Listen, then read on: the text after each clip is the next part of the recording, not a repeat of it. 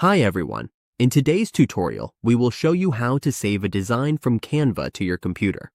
This way, we can keep a local copy of our work and access it anytime, even offline.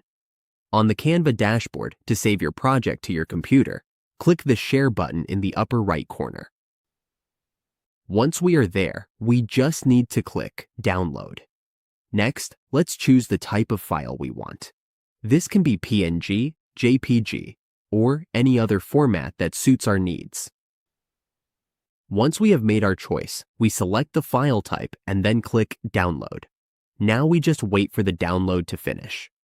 As you can see, the file is now saved on our computer. And that's all there is to it. That's how we save a Canva design to our computer in just a few simple steps. Our file is now safely stored and ready to use whenever we need it.